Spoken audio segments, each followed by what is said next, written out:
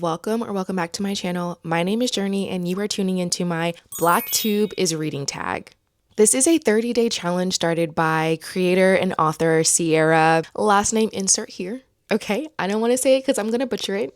I'll tag her below to challenge Black booktubers to push themselves out of their comfort zone and hit their content goals. So for the next 30 days, I will be posting a long form video every single day. Okay, so if you know, you know. If you don't know, let me tell you. All right, I struggle with being consistent on YouTube so badly. It's like my biggest hurdle when it comes to posting on this app. Literally, my last video before this video was like 3 weeks ago. Yeah, it's bad. It's really bad. I really enjoy creating YouTube videos and being able to interact and connect with my community on here. So that is my main goal for the challenge, is to post every day for 30 days and to be more interactive with you guys. Now, without further ado, let's get into this tag. Who are you? Where are you from? And what kind of books do you like to read? My name is Journey, like you're going on a journey, but spelled a little differently. I am originally from Durham, NC, okay? Bull City. Wait.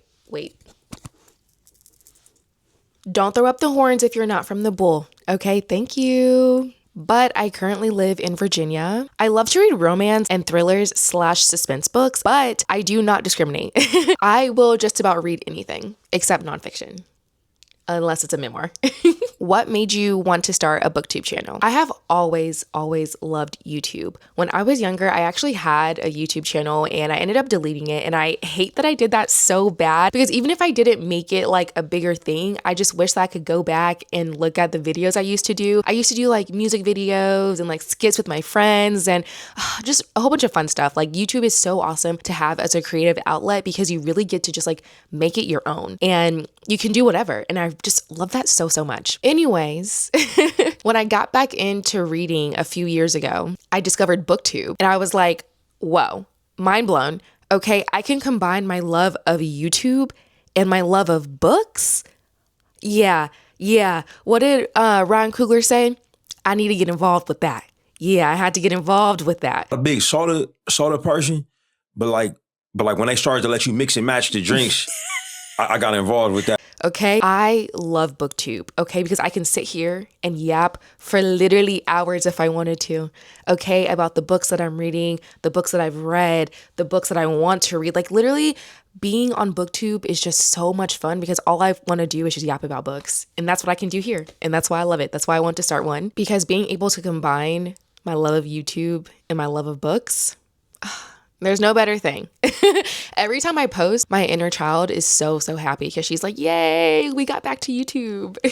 What genres do you think deserve more attention within Black literature? I think sci-fi, fantasy, and sports romances deserve more attention because usually I feel like if a Black author gets an adaptation for TV or movie, it's usually a romance. When I see countless of white authors get sci-fi and fantasy and sports romance, like in the past week, I think like 3 sports romances by white authors were greenlit to be made into an adaptation for a TV show. And I'm like, y'all know Black authors write sports romances too, right? Okay, so I feel like if we as readers bring more attention to these books and make these books within these genres more popular, I think we'll be able to, first of all, just give these genres more attention, which is just amazing first and foremost, but also be able to push them to get like adaptations, which I think would help broaden people going back to read the books as well, if that makes sense. Which Black literary character lives rent-free in your head? This is a tough one, but I'm going to have to say Brooklyn from Brooklyn by Tracy Brown. Brooklyn lives rent-free in my head because I was rooting for her so badly. Like it was ridiculous how much I wanted her to just turn her life around so badly. This is the first book I've ever read where we know from the jump the main character dies at the end of the story, but we don't know who killed her or why she died. And so I was really intrigued because for some reason, even though we get told at the beginning that she dies, I just thought, maybe it was a fluke. I just thought, if she got herself together that she wouldn't really die. But no, she died. And I mean, every single chapter, she just kept digging herself into a deeper and deeper hole. And I'm like, Brooklyn, please. Just like, why? Why are we doing these things? It was like a domino effect. It was like she did one thing and then 5 other things happened. And it was like, that's what it was. I really wanted to jump through the book and just shake her and tell her to stop because it was just ridiculous and it was so frustrating. And I think that Tracy Brown did a great job at showing Brooklyn's humanity, but also just like her being a young kid that thinks she knows everything and that she's the queen of the world and the world revolves around her. And it's like, okay, well, yeah, no, baby. I ended up rating this book 5 stars. I loved it. It was so good. And it introduced me to Tracy Brown, who has become one of my favorite writers. What book best represents your community, culture, or upbringing? I'm gonna have to go with Grown Women by Sarai Johnson. And I think that this kind of represents all three. Grown Women is about 4 generations of women in the same family. So it's like the great grandma, mom, and the daughter. And you go through all, like, I guess 4 decades.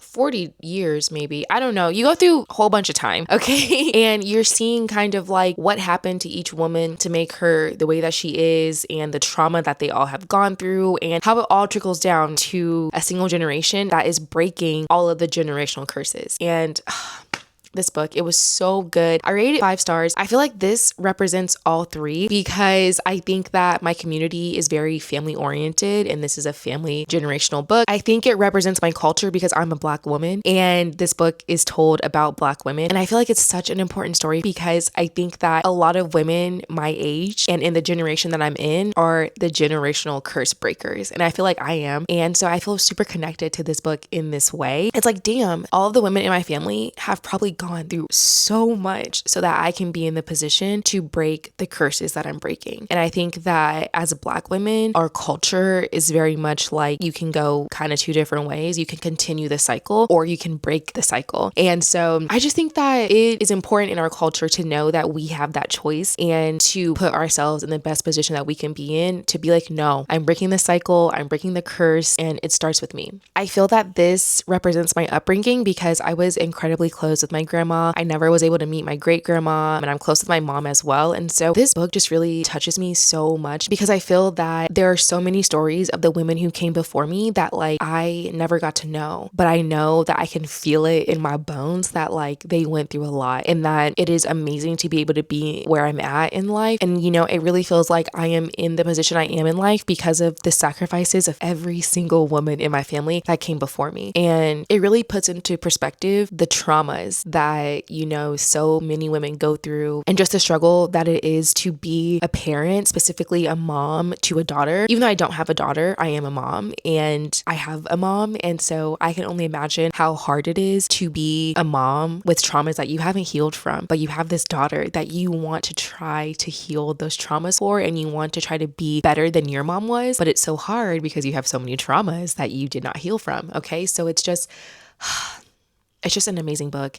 And I really, really enjoyed how the author went into detail about every character. You really got a lot of history about them. And yeah, and it was just so damn good. Go read it. If you have not read it, I cannot recommend it enough. Which Black author would you love to have dinner with, living or deceased, and why? So I can't pick one, so I'm going to say 2. Okay. And I would love to have dinner with Kennedy Ryan and S.A. Cosby. Both Kennedy and S.A. are 2 of my favorite authors. And I would love to have dinner with them to just pick their brains about their books and kind of like where they come up with their ideas and when are their next books coming out. And just, I would just love to literally just sit and talk to them about my thoughts about their books and what I think they could have done better and what pissed me off about their books and just shoot the shit with them. I think that they're really cool people. I've met them both.